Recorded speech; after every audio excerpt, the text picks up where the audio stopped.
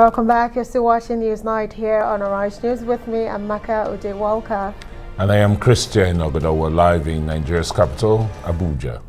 Well, let's bring in aviation expert Tayo Ojuri for more on the situation in the aviation sector. Tayo, thank you so much for joining us tonight from our Lagos studio, really, to have this very important conversation. I say very important because at the end of the day, the aviation sector prior to the COVID-19 pandemic was the fastest growing sector in Nigeria. And, you know, we thought after the pandemic, after the lockdown, things were beginning to pick up. But we've seen this sector really hit by all sorts of, issues. It started with the Jet A1 crisis and now the issue of Forex. And if you look at the data as released by IATA, it says globally, airline operators are owed about $1.62 billion, and Nigeria alone owes about 600 million.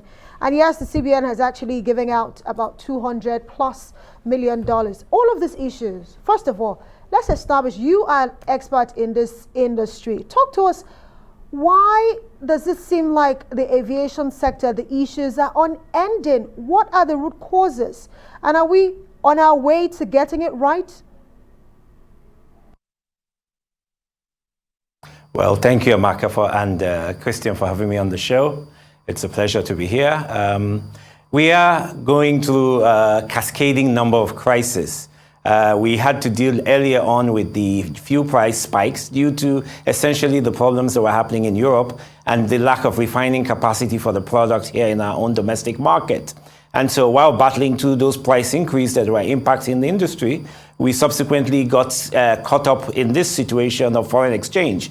As we've known for some time, we've been battling with reserves and the ability to meet our demands for foreign exchange in the market. But it actually came to a point where the central bank found itself unable to meet the needs of the marketplace. Foreign carriers decided they were going to pull out, and all of these just came about at a point where we thought we were recovering from the post-COVID era.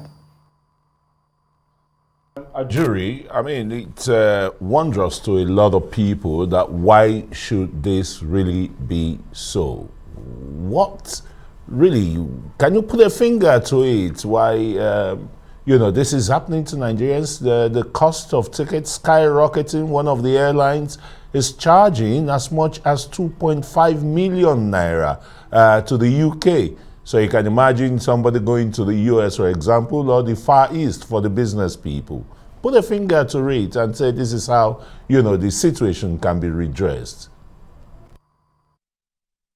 Well, the problem is that airlines typically, airlines have a number of costs, and these costs are usually in dollars primarily. And fuel, being the one that spiked, was a situation where it represented about 40% of the operating cost of the business. And when the prices went from about 300 naira to close to 1,000 now, you see a 2 or 3-fold increase in the price. That number had to be passed on to somebody, and obviously it's the consumer that bears the brunt. On one level, that had to do with fuel. And then we had the situation of unavailability of dollars to meet the sales that were made by international carriers. So those carriers, therefore, took a forward-looking position and said, we may have to reach into the secondary, or what we call the parallel or black market, to transfer our funds back home, since the central bank is unable to do that. So what they then did was to rebase their fares on the black market rates, so that if they had to go to that market, it would mitigate the challenge they would have for current sales. It doesn't affect the prior sales, which were already priced at the official rate of about 411 naira. So that's what has caused the major escalation in fares for the international market. On the domestic side, the carriers themselves have had to not reach into the central bank through the primary window for foreign exchange, but have to go to the secondary, to the black market in essence, which we seem to have legalized, to meet their costs for spare parts, to pay for maintenance of their airplanes, to pay for crew training, to pay for all of the major costs, including, even though fuel is Naira based, the price is indexed to the dollar. dollar. So all of these cost increases had to go somewhere, and they ended up on the prices that people have to pay to fly. And that's the challenge we find ourselves. Well, Alex, sorry, first of all, for the mix-up of your name a little earlier. But of course, you know, you've actually raised some very salient points right there. But the question is, with regards to Emirates, it seemed to be a reoccurring issue, because this is not the first time they're threatening to pull out of Nigeria. Yes, their tickets are sold in Naira, but of course, repatriation is in dollars. You've actually alluded to the fact that they've got some expenses that they have to pay with the dollars. But the big question is, there are other windows available aside from the official CBN window. I'm meant to believe there's something called the I&E window. Why are airlines, especially Emirates, not looking in this direction to get its much needed forex, which the central bank here in Nigeria says it doesn't have enough of? It is possible for Emirates, British Airways, KLM, etc., to go to other windows at the central bank to source their dollars for operations. But if that's where they're going to get the dollars from, then they will reprice the product to those markets. So if the exchange rate available to them is 700 naira and their base fare say is 1,000, then for that fare we would pay 700,000 naira for that. We would pay 700,000 naira for that fare. So that's really what has to go on. But what they have been told is that price your tickets in Naira, and then that Naira will be available to be converted for you at the central bank official rate. So that is what influenced the fares that as they were previously. The fact is that you can't say you get 400 Naira, and when the time comes, what's available to you is 700 Naira. That's a major loss to the airlines, and that kind of loss is not sustainable, because the margin in this industry is not 200% or 100%. It's closer to 3 to 7%. So nobody's doing business to lose money. No matter how lucrative the Nigerian market is, there's no justification for any carrier to come here if they're losing money. And if they're not coming here, guess what? We have no other means to get out. And it's clear that this is a very critical industry. That is why the central bank, over and above all of the demands on the central bank from every sector, has decided that they would pay at least half of what's being owed to the airlines to prevent them from leaving. That also leads directly to leads to two questions. We've addressed the needs of the foreign airlines. Have we addressed the needs of the domestic airlines? And then if you have to also look at it from this point of view. We owe 600 million to be transferred today. That's back amounts.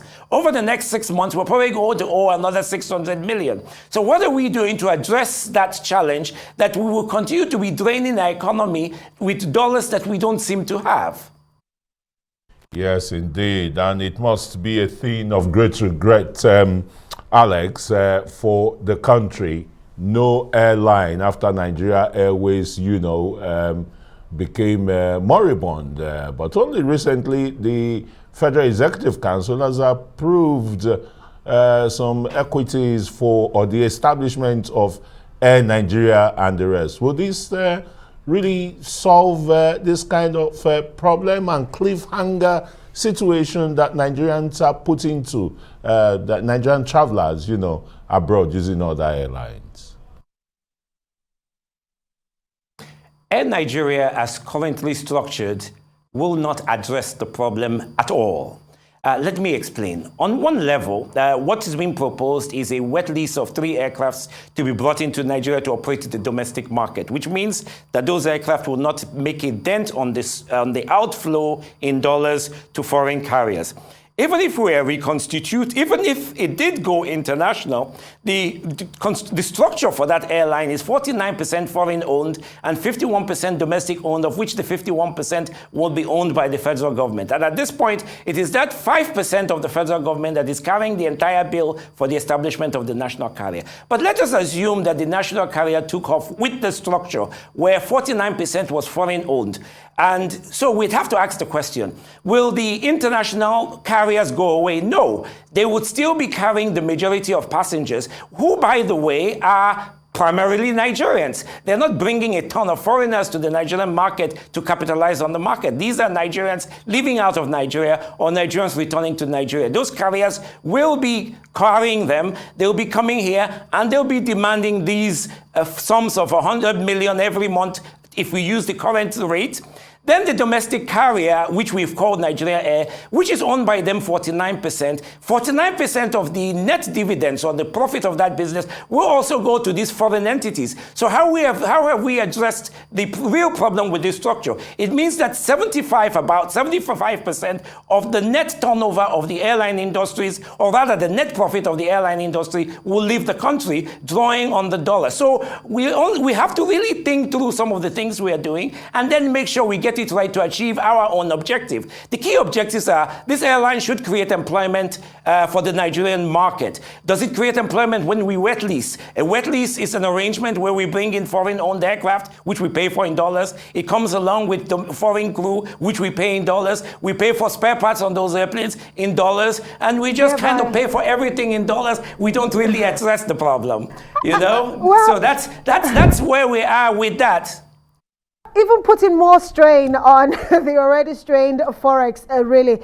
But at the end of the day, we have to look for a way forward. Yes, you've spoken about looking inwards. The likes of Air Peace, I know they have over 30 planes, and even more have been, paid for, which forex, they would say, is part of the reasons why some of them have not even arrived in Nigeria. But at the end of the day, we need to find a solution where we can see our local, even if they are not flagship or national carriers, but at least they are flagship carriers, really, even if not kick out the foreign airlines, but at least help their capacity. How can this be achieved where we can support our own operators here in Nigeria to at least help us?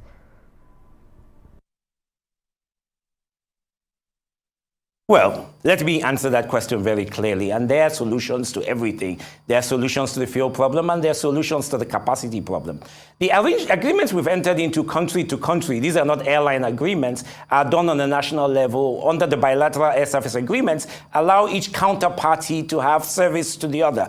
So, for example, the UAE makes 21 flights to Nigeria. So the expectation is Nigeria should have the capacity to operate 21 flights into the UAE. Currently, as Air Peace is configured, they have said they'll go 7 times. So it's a 3-to-1 ratio, 3 times more for UAE and 7 times for us. One of the ways to address that is to reconfigure that agreement to take into consideration what are called commercial agreements, where we take capacity on the existing Emirates operation. So some of those people that are flying on Emirates are actually generating a benefit to Nigeria rather than this situation where all the money is flowing out. Another thing is the reason we lack capacity is we lack aircraft. And the reason we lack aircraft is the high cost of acquiring aircraft for domestic airlines. Ethiopian is an African airline. Kenya Airways is an African airline. South African airline is an African airline. They all have capacity. So we can build that capacity for 2 reasons. One of them is even without talking about going international to Europe and Asia, etc., even within the African continent, we've signed the agreement for the single air transport market, which allows airlines essentially to operate, for example, Benin to Johannesburg, Asaba to Rwanda, to Kigali, etc. Who will operate those airlines, routes, if we don't take advantage? Which means more dollars will get sucked out of our economy to operators within the African continent. So what we must do as a country is understand that this industry is strategic. And one of the things the government can do is to leverage on its sovereign capacity to get access to low-cost funding, which will be driven through one of the proposals on the national agenda for air leasing company. So the government can get single-digit interest, acquire aircraft, make them available to the domestic market to create capacity. The problem is that the airline industry itself is not talking to these issues.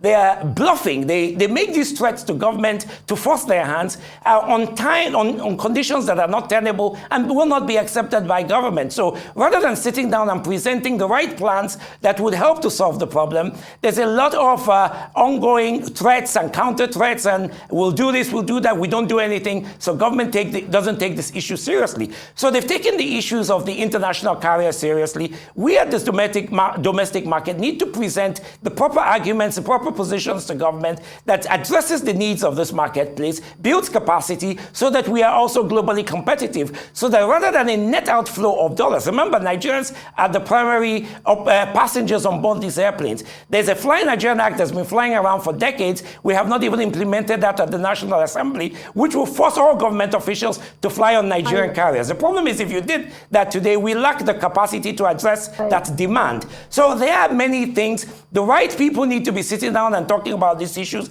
and putting in place plans, because the need to travel will never go away. It will absolutely never go away. It will always be significant, yes. Well, Alex, wish we had all the time in the world for you to continue to, pour out solutions on how to redress this imbroglio that the Nigerian aviation industry is into. Alex Nwaba is an aviation expert. Thanks so very much for coming on Newsnight.